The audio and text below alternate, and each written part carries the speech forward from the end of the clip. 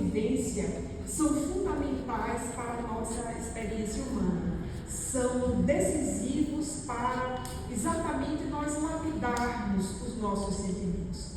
E pondo esse cenário, nós nos reportamos para aquele momento. Jesus ali estava com os apóstolos, naquele lugar que se chama de cenáculo, que é uma espécie de salão, metade talvez desse aqui que estamos. Haviam partilhado um jantar, uma situação que seria comum no outro dia, mas que naquele dia não foi um jantar comum, já foi um jantar marcado pela possibilidade muito clara ali da separação, o indicativo de que alguém do grupo sairia ali da linha, iria cometer um equívoco bastante grave para aquele momento.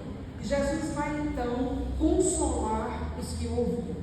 Eu fico imaginando a apreensão dos apóstolos, quando Jesus vai iniciar o seu discurso e diz: não se turbe o vosso coração. Ou seja, cirurgicamente Jesus vai ali perceber a angústia que estava em todos aqueles corações, que se sentiam, na verdade, órfãos daquela presença extraordinária que ali se despedia de todos eles.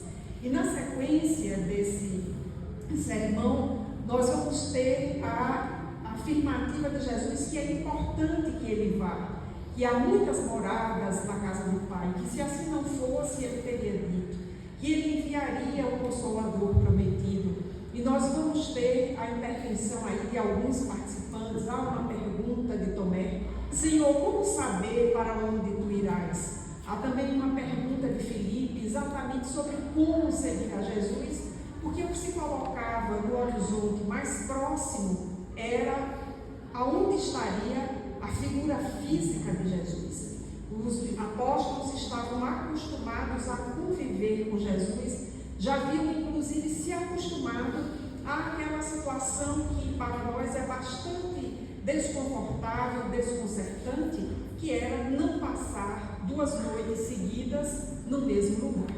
Já estavam acostumados, utilizando uma palavra dos nossos dias, àquela adrenalina de passar um dia num dado lugar, à noite sair da cidade, pernoitar fora dos muros da cidade, como recurso de prevenção para todos eles e para Jesus. E despedir-se de Jesus era, talvez, naquele momento, dar aquela ação por encerrada.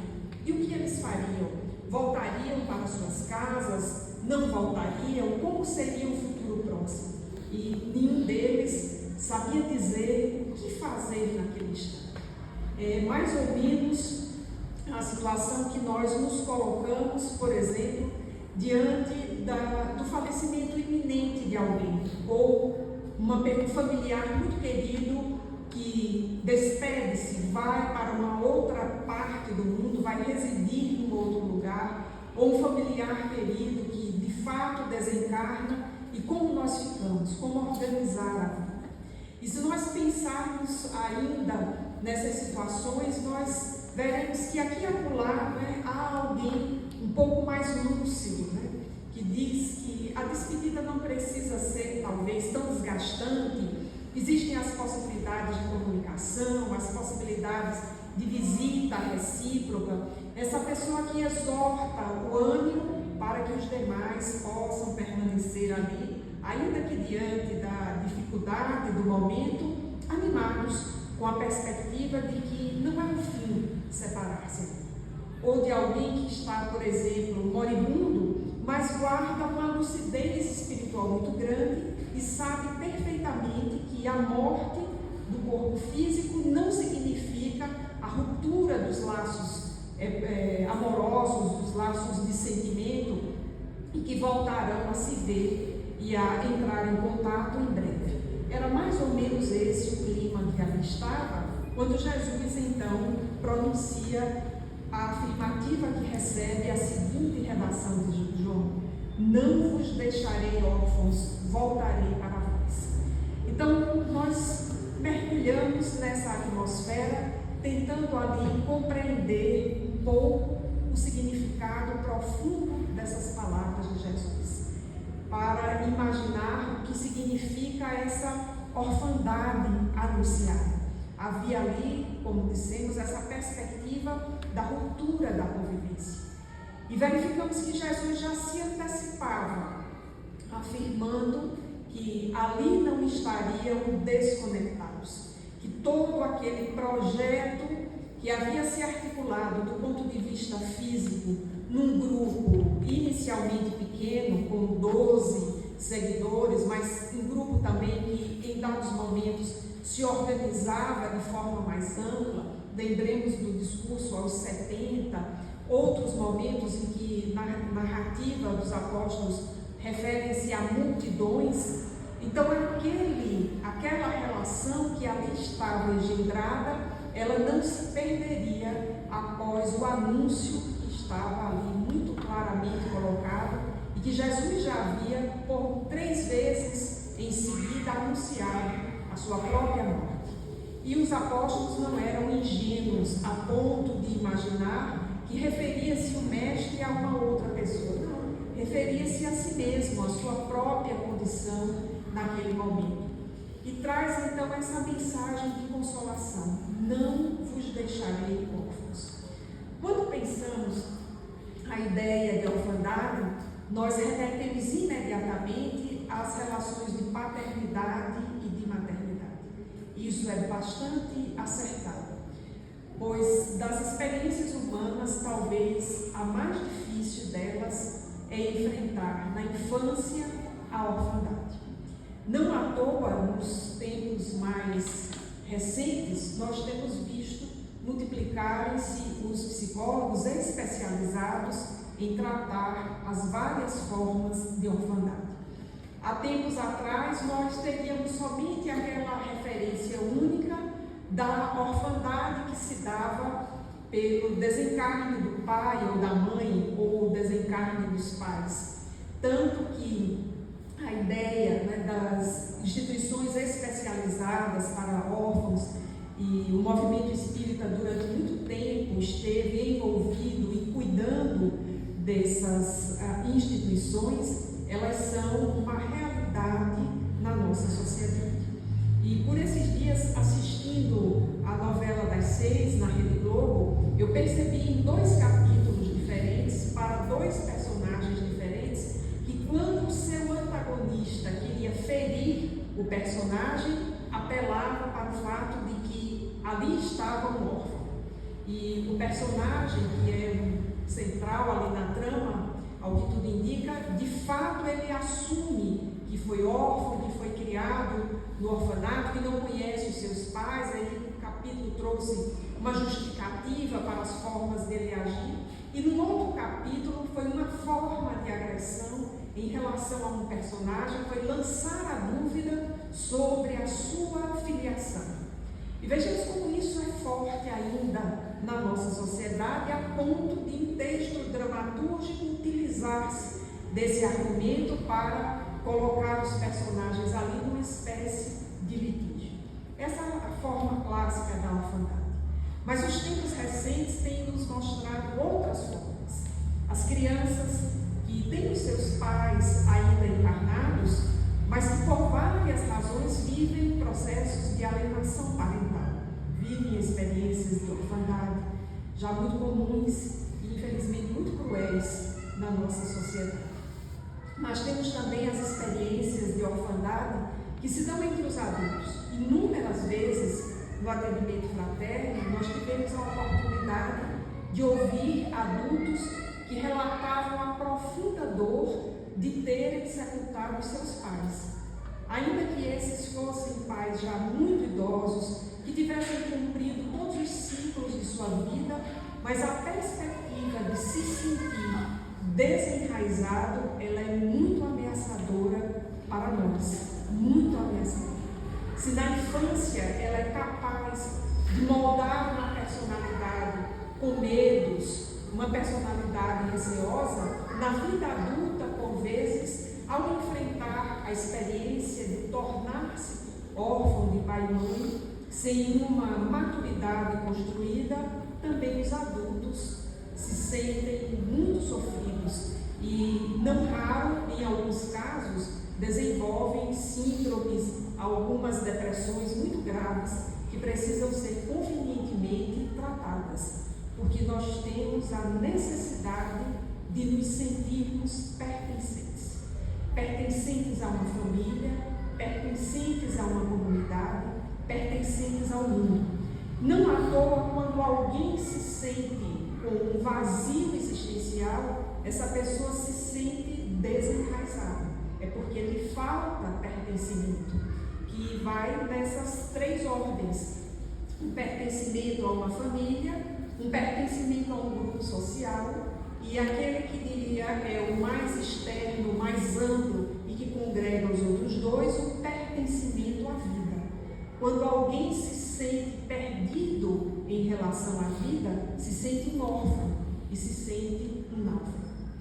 E isso é tão certo que Jesus olhou para essa condição de pertencimento, olhou para os apóstolos e parece muito claramente ter traduzido para nós, na anotação de João, o sentimento de desenraizamento que ali se colocava, porque era como se todos eles estivessem vinculados ali umbilicalmente a Jesus. E o mestre anunciava que os deixaria, mas na sequência informa que voltaria para eles e voltaria para nós, não apenas nessa feição física que nós ingenuamente muitas vezes esperamos, mas voltaria na feição do Consolador prometido.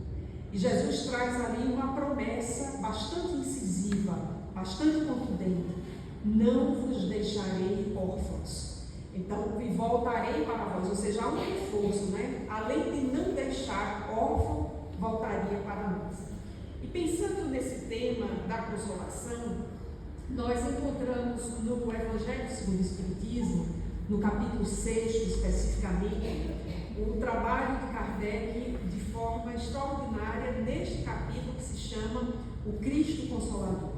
Que é muito importante nós verificarmos o quão didático foi o codificador ao colocar este capítulo 6 entre dois capítulos relativos às bem-aventuranças.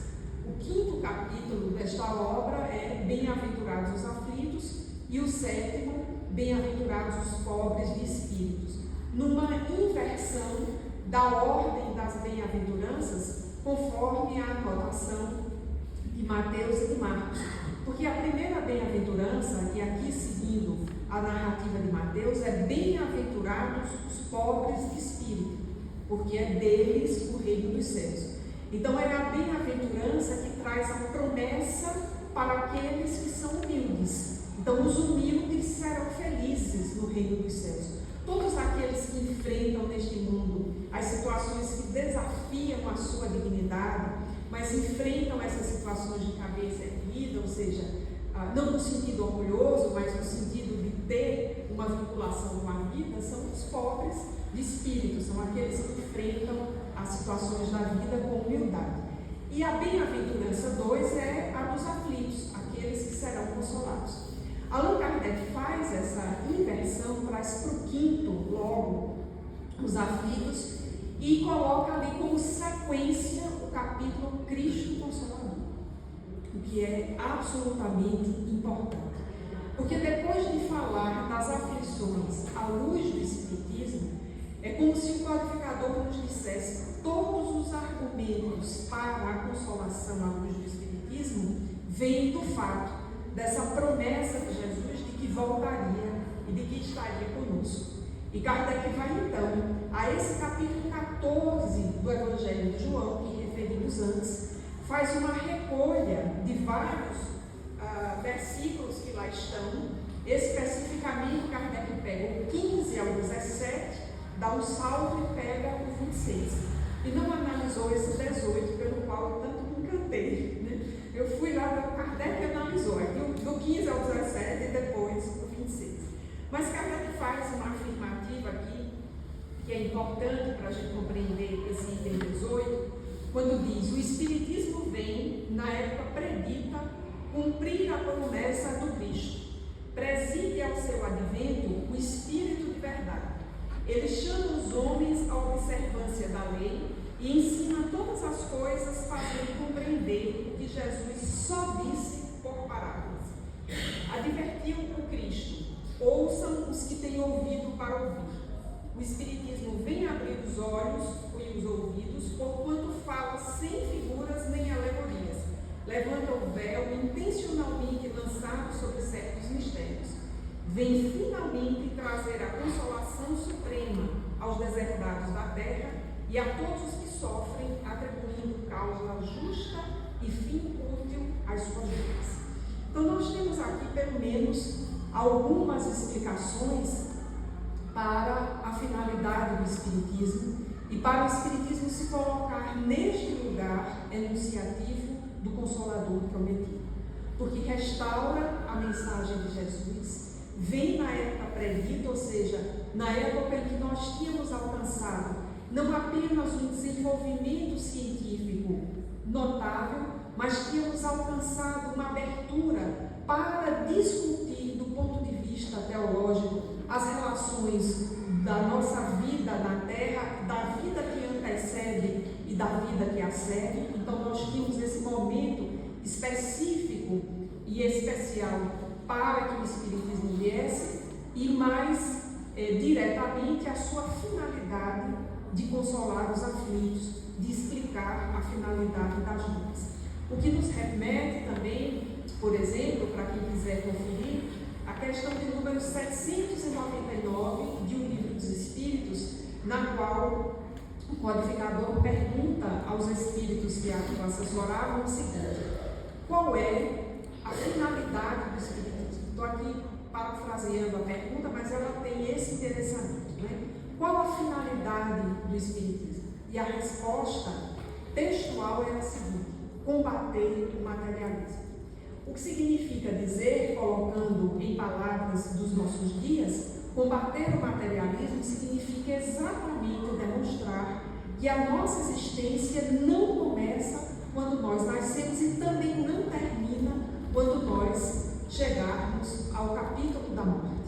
Nós temos uma existência que é anterior e que dá sequência nessa vida que enfrentamos nesse mundo físico. Então, combater o materialismo significa dizer que nós não somos finitos, como finita é uma construção como essa aqui, que se não for reparada periodicamente, de fato vai ruir e vai acabar aí. Sobre os escombros, nenhuma história poderá ficar se nada tiver sido resistido. A nossa condição existencial é uma condição diferente.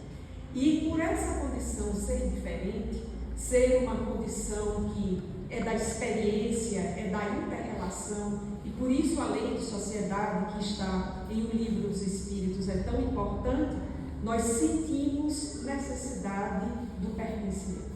E é na lei de sociedade que o codificador estuda exatamente o isolamento, quando ele analisa alguns casos de existências na Terra em que as pessoas de fato vivem isoladas. E se nós voltarmos à lei de sociedade, nós veremos que todos os casos que Kardec lista lá para vivermos isolados vão ser referendados no máximo uns 3. 2 eu lembro de memória.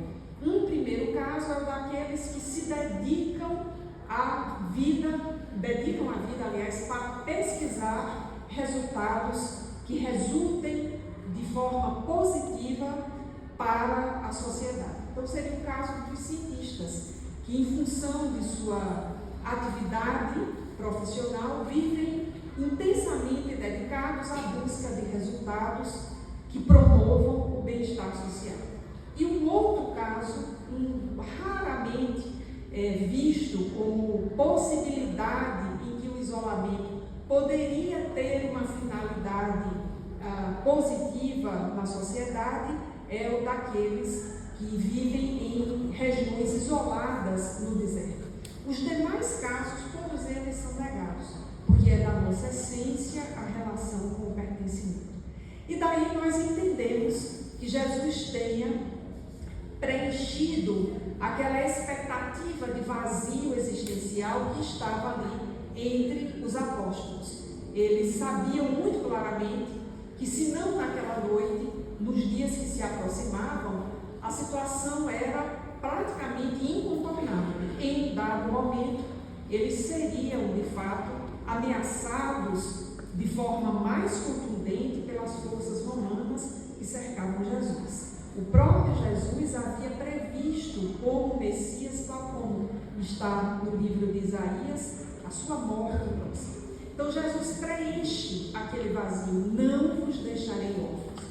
Do mesmo jeito que alguém que nos ama muito profundamente, diante de um momento assim difícil na vida, um momento em que se impõe uma separação física ou que atravessamos uma adversidade muito grande, um problema, aquela pessoa olha para nós nos olhos e diz: eu estou aqui, eu estou do seu lado, seguiremos juntos. Então é essa promessa em profundidade que nos preenche naquele instante.